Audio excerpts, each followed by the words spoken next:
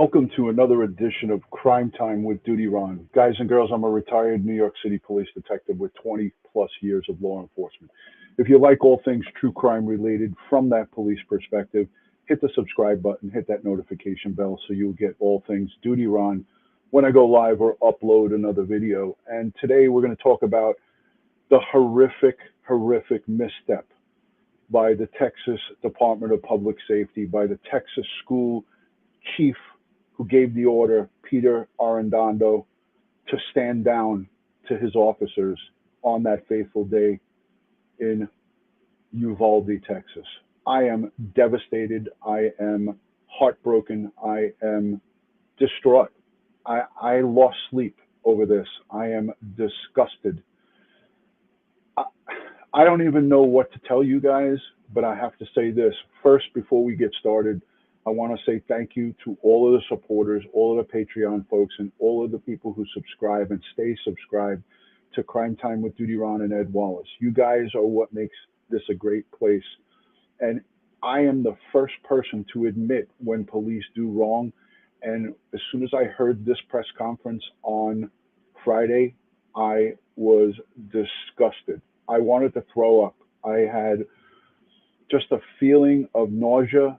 I was angry. I almost had to leave my office.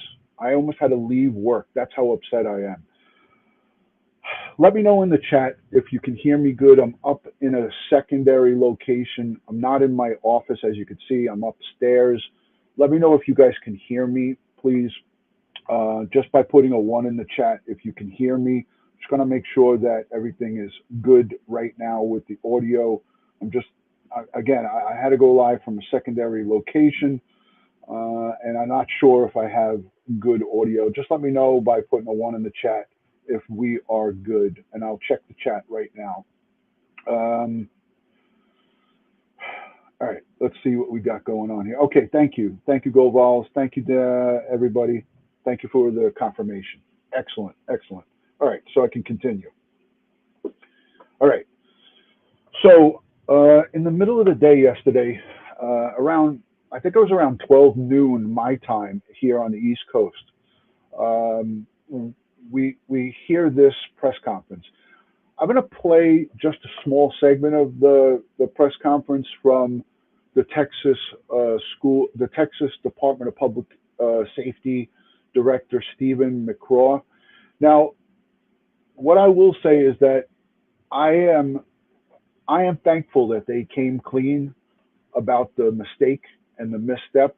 The story was that they felt that this perpetrator was a barricaded situation, and that was far from what it was. I mean, I know from my experience here in New York City, we don't have many, school shootings and things of that nature, but when there's shots fired, and I've run into many housing project buildings where there's shots fired. We go in and we run into where the shots are coming from. People are running out of the buildings and running away. New York City police run into where the gunfire is, and I've done that many times myself. So I have to say that, with 19 or more personnel on the scene over at Uvalde elementary school, I am just at a loss for words that not one low-line supervisor said, the school chief is giving us a stand-down order. That's Peter Arredondo, the chief, the big boss, who is in charge of 4 police officers, 4 sheriffs, or whatever you want to call them, 4 police officials. That's the size of that department. That school chief is in charge of 4, plus 1 detective and 1 security guard. So in my math, that's a total of 6 personnel. You mean to tell me that somebody from the Uvalde Police Department or some low-line supervisor didn't say, hey, fuck this. We got kids inside. We got shots being fired. I got some guys here with long arms, even if we didn't have the long arms and we had a bunch of revolvers or 9mm. Let's go into the hallway. Let's go around the back. Let's create a diversion, shoot up at the windows, shoot up at the doors, make him confused, and bust in there. That, I mean, some might say, hey, that's easy to say that after it's over with. But if you're in a situation like that and you know there's a school with hundreds of kids in there, you got to, some supervisor, some sergeant or low line supervisor has to say, fuck that. We are not standing here. We are going in. So for me, I am livid right now. I am just so upset. And, from my point of view and my perspective, it's an embarrassment to the police department. And there's really it's hard to recover from something like this. But I could tell you this, in New York City, where I worked, when we heard gunshots, we went there. Just like the World Trade Center. When the World Trade Center was collapsing and the building was being hit by airplanes, the firemen, the EMS, and the police were running into the buildings. That's why there was so much loss of life on the police and fire side. And that's why over 2,500 people were safe that day and saved. So things like that don't happen from being cowardice in the line of duty and not taking gunfire. You're talking about second, third, and fourth graders. Grow a pair of fucking balls and go inside there. I'm just so angry, and I apologize for the cursing. I am livid. I don't know, how I don't even know how I'm going to go forward with this, but for me, I held out for quite a few hours, 12 hours, well, coming up on 24 hours actually. And this is just how I'm feeling. I feel like I'm just sick to my stomach. I'm going to play a little bit of this. I'm going to ask everybody to be respectful, please. Again, this is a guy, director Stephen McCraw. He came out and gave us a synopsis on what happened. This is what made me sick to my stomach. If you are sensitive to this, don't watch it. But at the end of this, I'm going to play 2 videos for you guys. I'm going to play 2 videos, and the 2 videos are going to be from law enforcement in Florida. And I want you to watch what the Lee County Sheriff says and what the Polk County Sheriff says. And when you hear what these 2 law enforcement professionals say about their school program and their plan to attack and divert an active shooter, you may just feel a little bit better about this. So I don't feel that Uvalde, Texas, is indicative of what all law enforcement is across the country. The way they responded, I don't feel it's indicative of what all law enforcement is. So let's let this play, and you guys let me know in the chat if you can hear it well by just putting a 1 in the chat when I start to play it. So this is going to be the first time I'm using this new system that I have. It's an alternative system, actually. So let me know if you can hear it by putting a 1.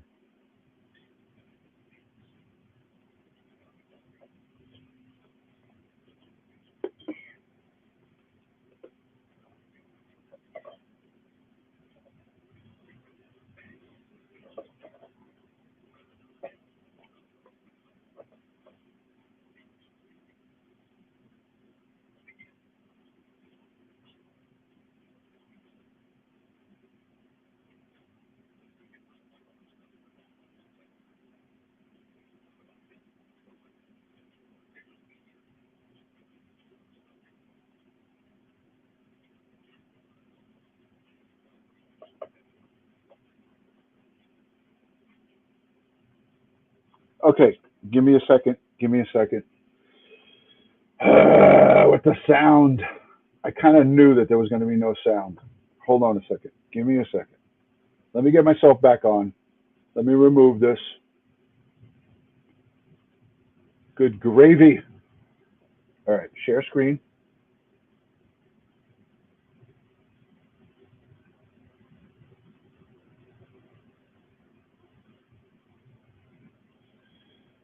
All right, hopefully this works. If it doesn't, I don't know what to do.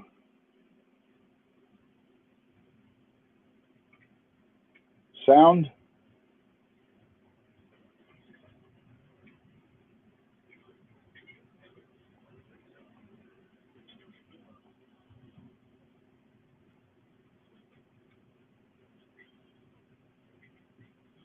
Sound, yes or no? Okay, no. All right, let me put myself on full screen and let me try something different. Hold on. All right, I got to go and look into my settings here. 2 seconds. My police hat from when I wore, police hat that I wore on patrol while I was on the police department in the background. All right, I'm going to stop sharing. I'm going to open up my settings here. Sorry, guys.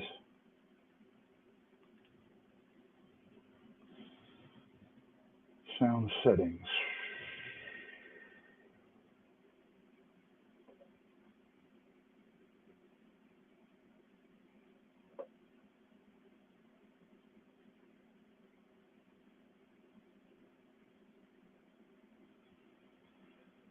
Output.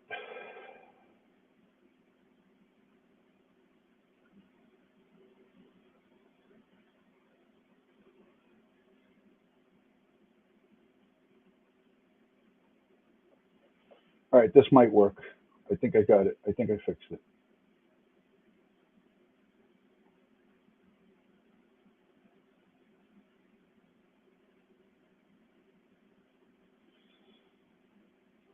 All right, let's see if this works. If it doesn't, then we're going to scrap it.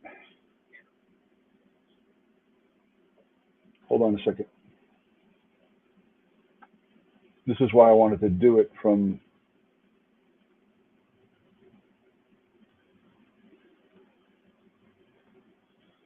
All right. Maybe we're not meant to hear it. Yes, yes, maybe. You might be right. You might be right. But I'm on an older laptop. Let's see if this works.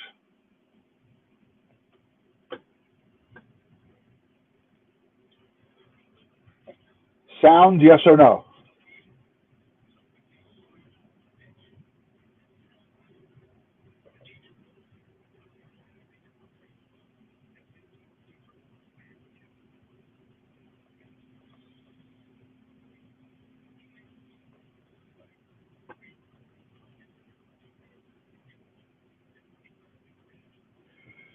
All right.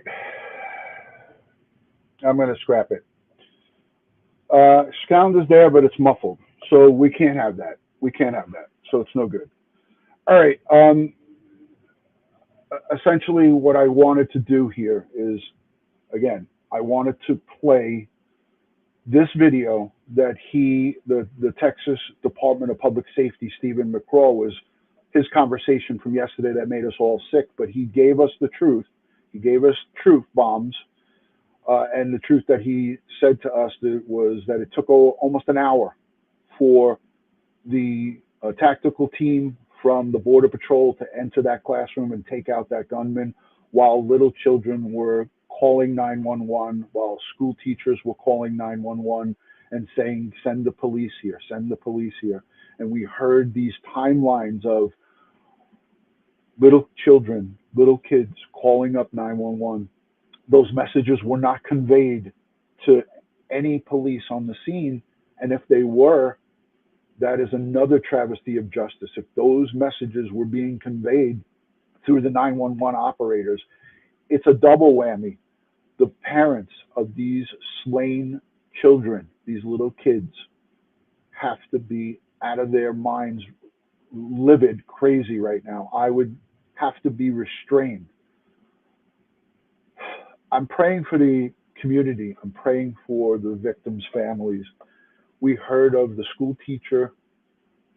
Her husband died of heartache. He died of a broken heart. There's so much tragedy here. There's so much mistakes and screw ups. With all the amount of manpower that was on the scene that day, this shooter should have been neutralized and taken out within minutes. Once you had enough personnel on the scene and somebody with one long rifle, you just take all of those pistols and you just go in there and you just storm that classroom. You had the backyard, they had the back with the windows, we had the hallway. You create a diversion and you go in there. When you have an active shooter, you have to take that person out. And if it means you risking your life, you do it. when you put up your hand and take the oath to protect and serve, that means putting your life on the line every day for the public. And if you cannot do that, and you are a police officer or a policewoman, then you should turn in your shield and turn in your credentials and quit. That's what we sign up to do. Every day I went to work, I knew that it was a possibility that I would be not coming home. And when you have situations like this, and I could tell you this, even to this day, I'm in a job right now where if an active shooter comes into my building where I work, it's my responsibility to take that person out.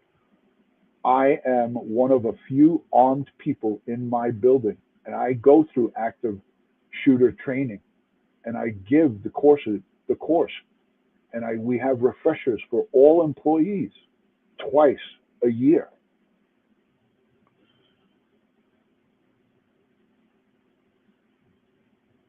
You take on a police job to protect and serve. And the job of the Uvalde Police Department and everybody who responded to that scene was to preserve and protect the lives of those children. There's no good way for me to say it. I'm disgusted. I am livid. I am upset. I'm distraught. I haven't been this upset since the World Trade Center. I could probably tell you that I'm equally, if not more upset than when 9/11 happened. I'm going to be okay, and I think we're all going to be okay. But right now, there has to be something done in the smaller areas across the country where there's not safety for our children. And again, I've spoken about this time and time again. The federal government needs to step up and fund these smaller police departments so they have an active tactical response. I don't care how small or how large you are, you need to have it. And they said that Uvalde Police Department had a SWAT team, but the SWAT team is just part-time, and they couldn't deploy them fast enough. How do you have a SWAT team that's part-time?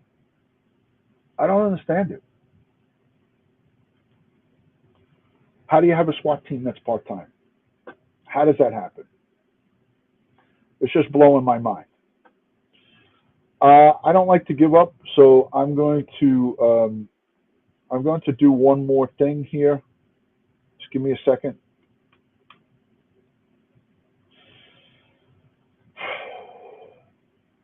Let me know down in the comments section what you guys think.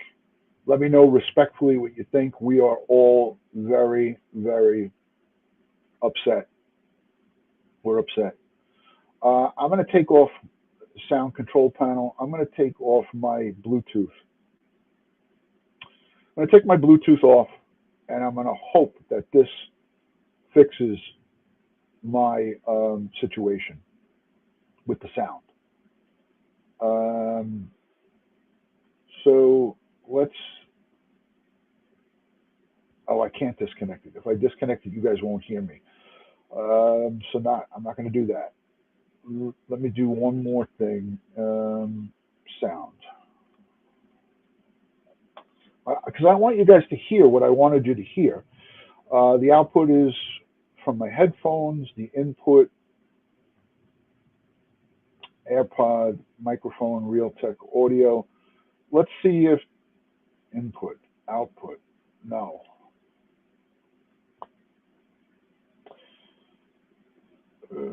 Output is what we need. Okay, oh, I have it. I fixed it. I got it, guys. I think this will work. I think this is going to work. All right, if this works, we have to celebrate. There has to be a celebration for this. If this works, I think I got it. I'll be very happy.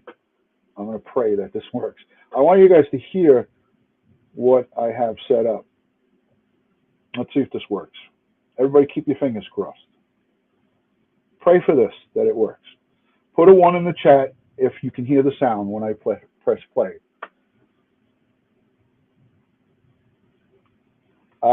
Yes, Phyllis, I'm with you, Phyllis. Let me look at some of the chat. They better not say the cameras weren't working. Yeah, those cameras, I believe, I think they were working because they referred to them a few times. They referred to the cameras a few times, Lynn, and they referred to audio as well. Nightmare to everybody. Nightmare to everybody. Thank you, Suzanne. Ron, you're spot on. I'm sure most people are sickened after hearing these new details. I think the whole world is sickened. But law enforcement, LAW, the law, not law enforcement. Us law enforcement, retired and active, we're sickened by this, and it's multiplied because we practice in our minds for this. We train for this throughout the course of our careers. And for this to happen and to hear about it it's amplified, is what I'm trying to say. It's amplified with us.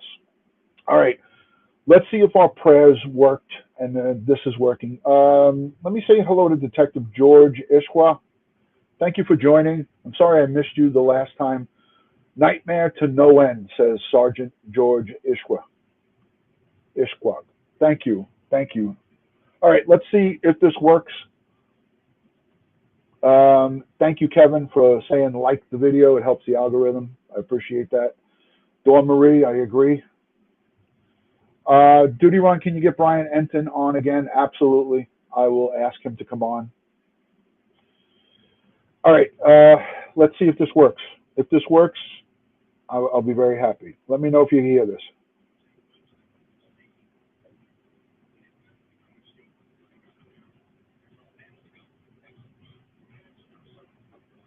Let me know if you can hear that by putting a 1 in the chat.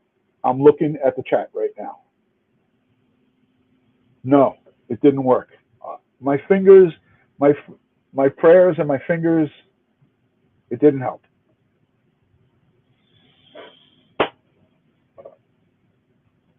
Good gravy. All right. I'm going to give up on it.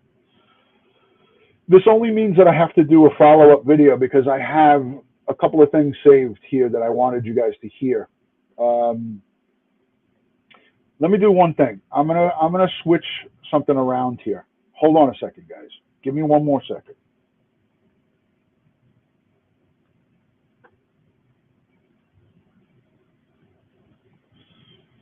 All right.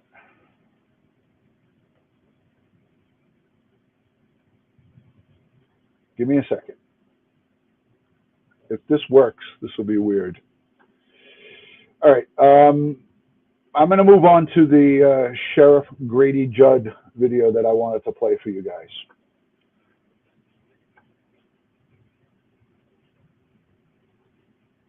All right, you guys, tell me if you can hear this. And if this works, I don't know why it will work, but if it works, this will be weird. I just switched screens. Share screen.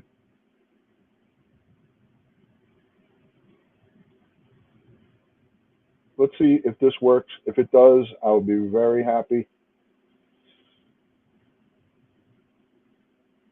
All right. Let's see if this works. Put a 1 in the chat if you could hear this.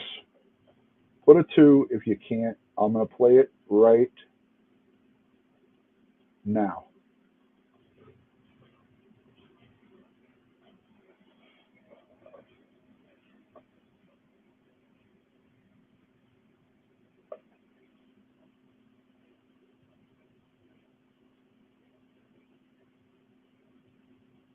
Can we hear it?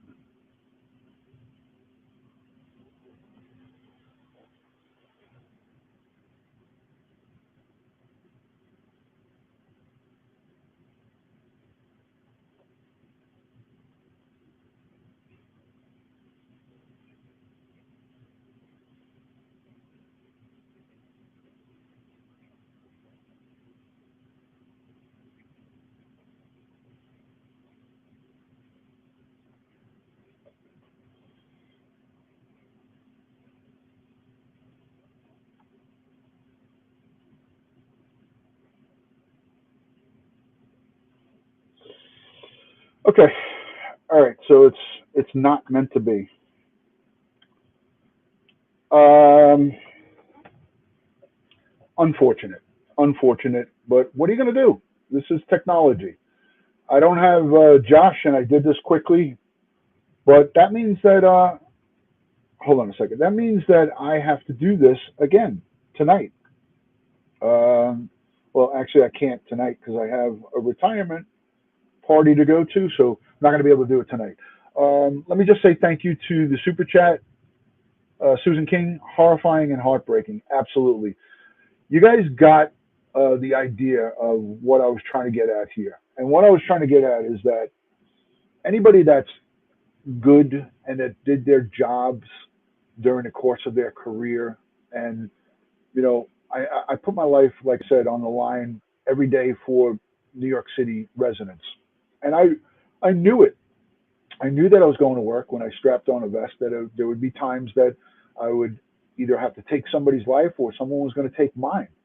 And in a situation where you have little kids and you hear gunfire, it's a no-brainer. It should be common. It should just be reactionary to just go in.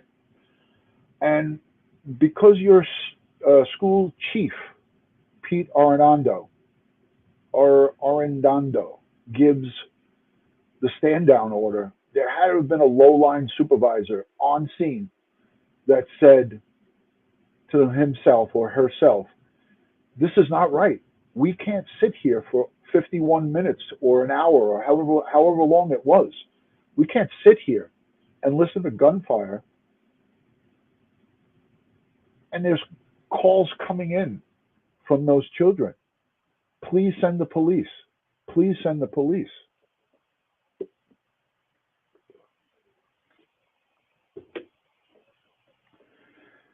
It's sickening. It just makes me want to break down and cry. I just can't. I cannot.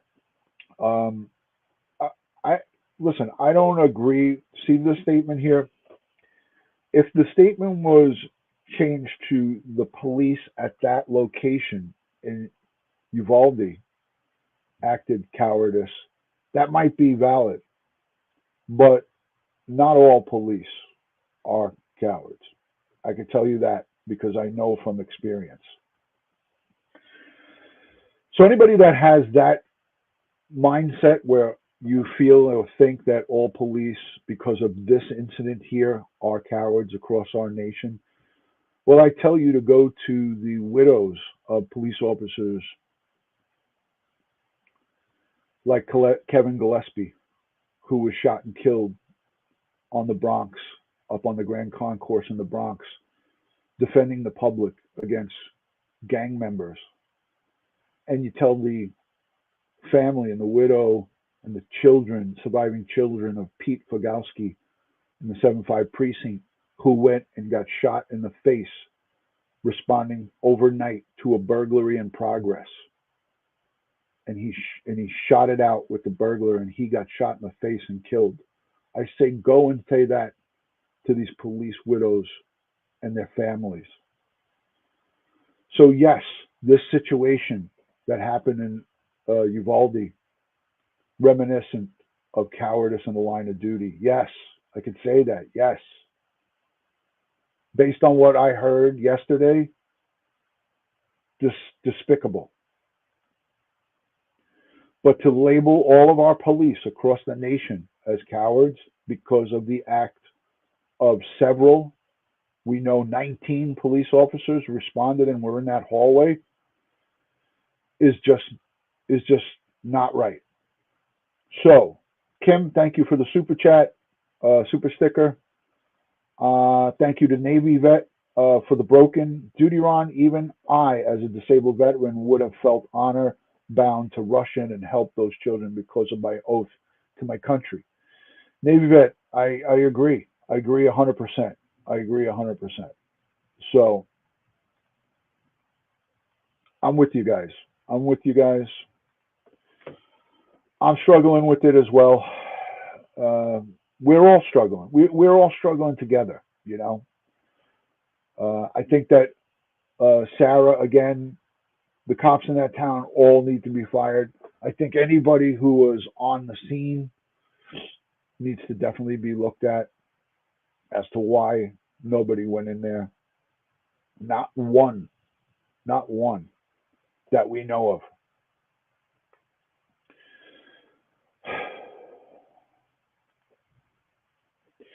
Listen, Janice, it's not a matter of if you can't get in. You had the firepower there, and there's windows around back on the other side.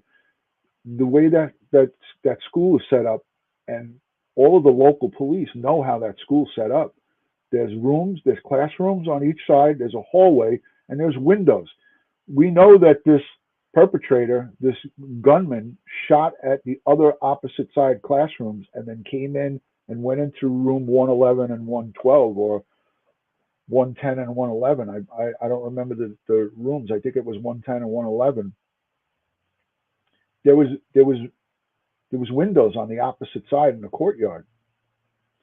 They could have created some type of diversionary type tactic with gunfire up towards the ceiling, up high in that classroom. There was already gunfire going on inside there. He was executing those children, 19 of them. Something could have been done. And it's easy to Monday morning quarterback it, but at the end of the day, we're the ones with the guns and the badges and the bulletproof vests and the equipment. That's the job that we have. There's no sugarcoating it. You have to do something. Something had to have been done, and nothing was done for almost an hour or more. We don't exactly have the exact timeline of time. We have an approximate. So 51 minutes, an hour and 5 minutes, those kids laid bleeding on the floor. How many of them could have been saved from superficial wounds that they bled to death from? That's what haunts me. That's what will haunt those police officers who responded there. That's what will continue to haunt the victims' parents and the community and all of us. How many of those kids could have been saved, but because an hour or so went by, they bled to death? Those are the things I grapple with, and that's what I'll never be the same thinking about this.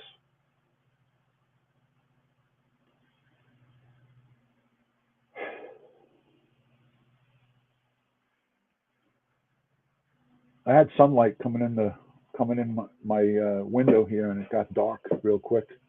So I apologize for the darkness. Must be a storm coming through. But, again, with the amount of personnel that were on the scene, and what we were told is that 19 were in that hallway. That's a lot of police.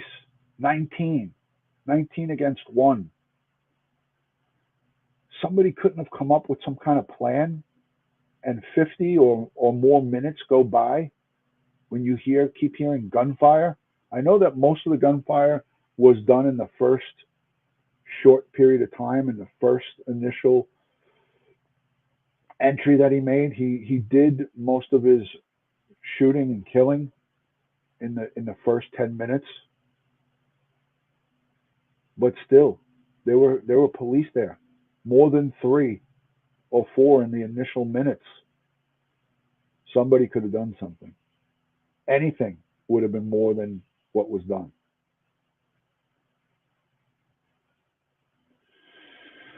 So I want to just say thank you to all of you for your continued support. This is not indicative of what all police are. I have to say this to you guys. When you call 911 and you need the police and they come, do not think of Uvalde. Do not label all of our police, men and women, who at this very moment are laying their lives on the line. And some of them, police get killed on a regular basis across the United States. Continue to support them. This has to be spoken about. This can never, ever happen again. And there needs to be measures put in place, and everybody and anyone who's involved in this needs to be either fired or removed, depending on what exactly their role was played. But this school chief, Pete Arredondo, you didn't see him at the press conference yesterday for a very good reason. And it's probably because he's stepped down or was removed from his position based on what decisions he made. Thank you, Linda. Thank you. I'm going to highlight some of these. I know that everybody here on Crime Time with DutyRon, we listen again.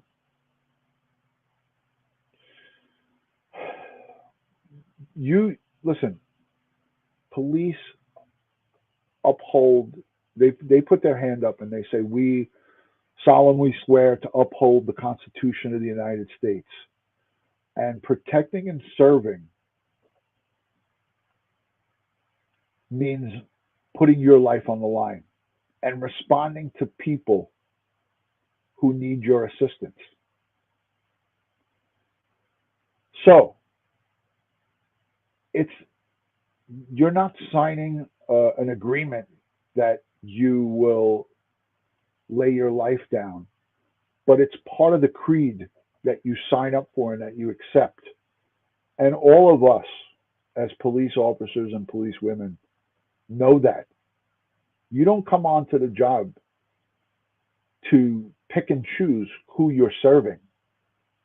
You get the call, you go to it, and you respond to the threat that's there.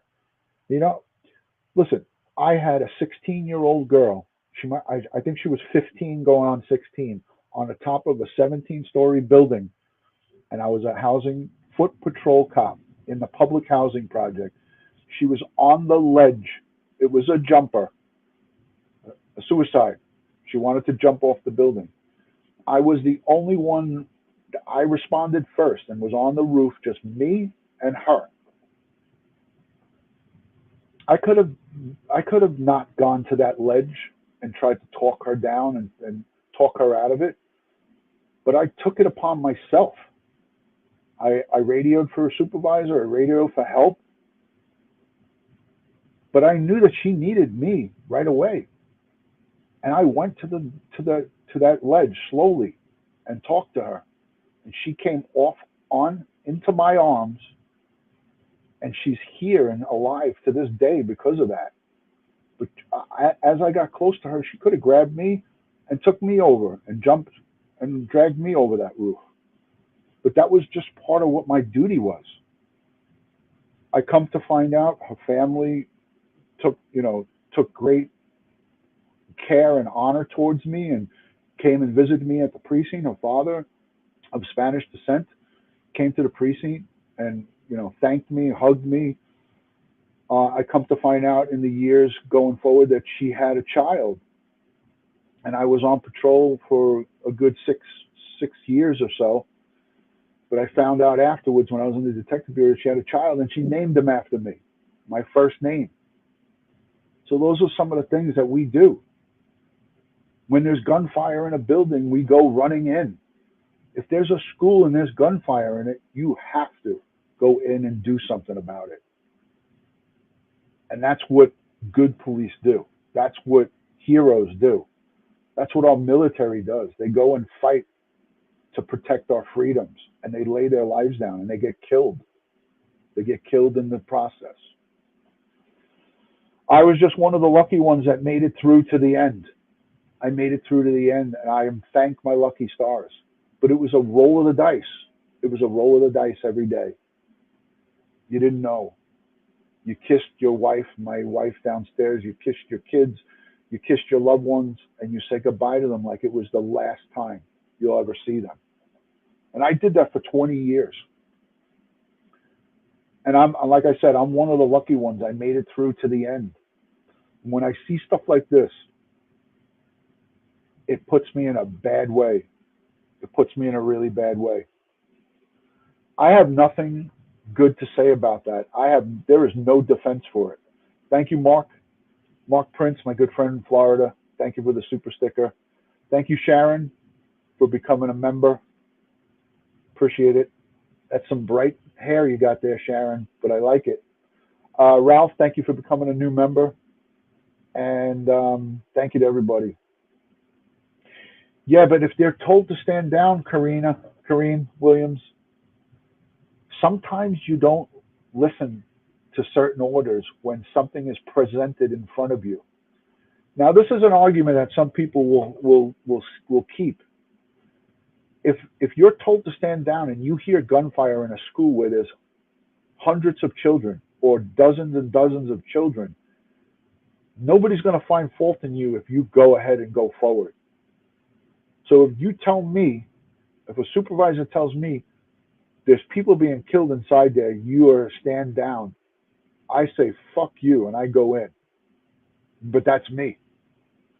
There is no way in hell that I could have stood by. And some could say it's easy for me to say that.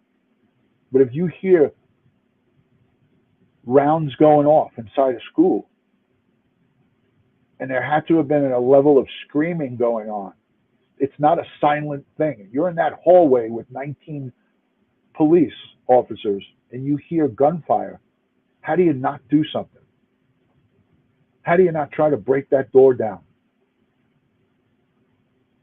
How do you not try to go through the windows, create a diversion and go through both ways? I don't buy it. Fuzzy Doxy, thank you. Thank you, Fuzzy Doxy. Appreciate it. So, again, as somebody who walked the walk and talks the talk and has done high-risk patrol, I've been shot at. I've been to many, many shots fired calls over my time.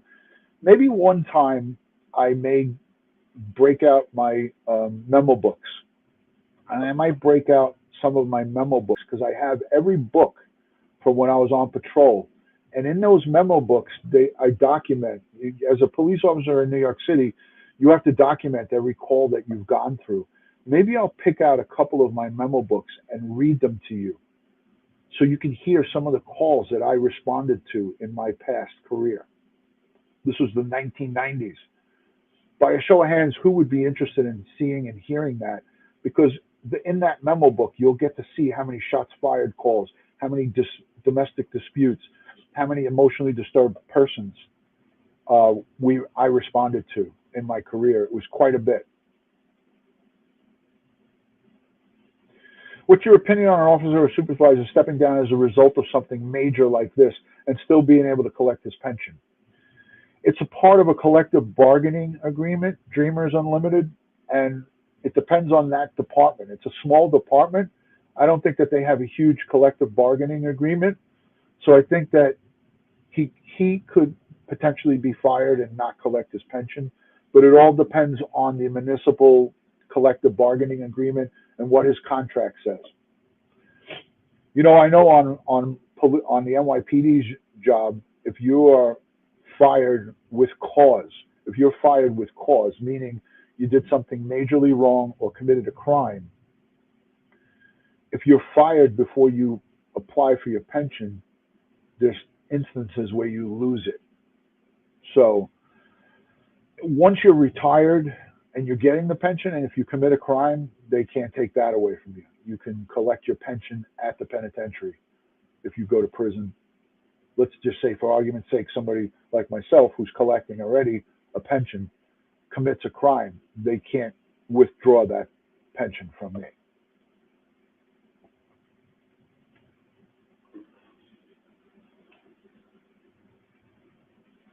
You know. Anyways, I want to say thank you to everybody for joining. I think this has been enough. I'm sorry about the technical difficulties with my laptop. I don't have a tech support team here. I'm not great with technology, and I'm not in my office, as you can see. So I want to say thank you to everyone here. I want to also just send my heartfelt prayers to all the folks in Uvalde, to the families, to the extended families, to the kids who survived.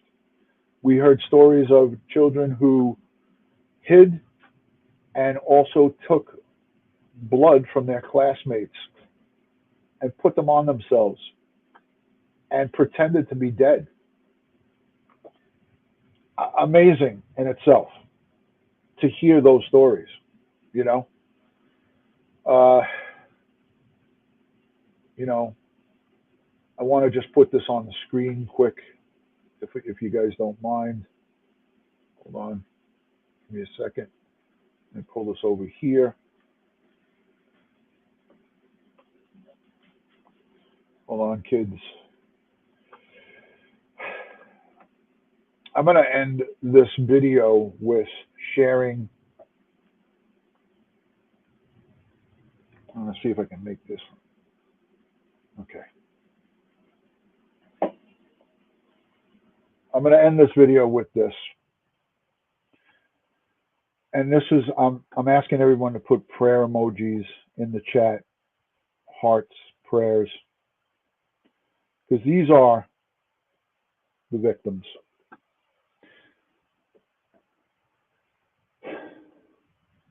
This is Uvalde, Texas. This is what they're going through right now. This is the loss. Total of 21 people killed, 19 students. And there it is.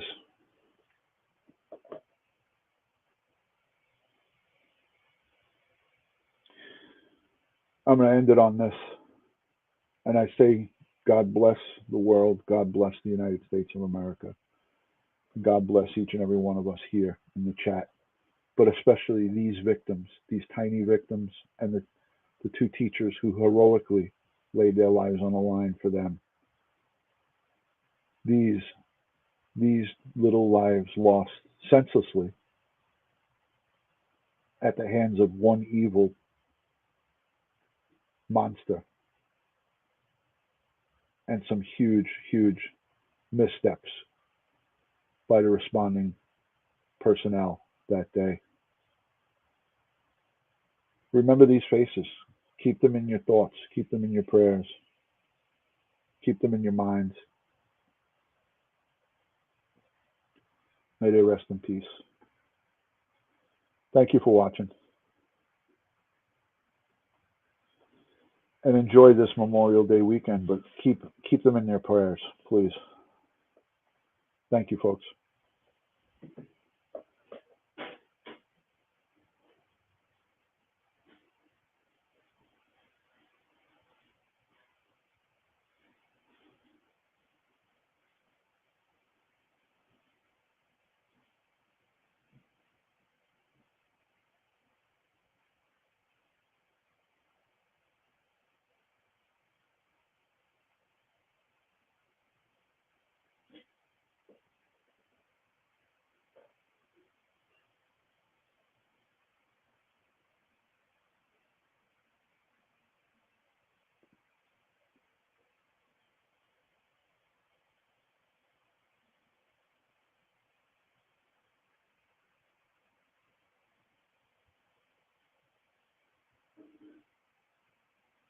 Thank you, guys.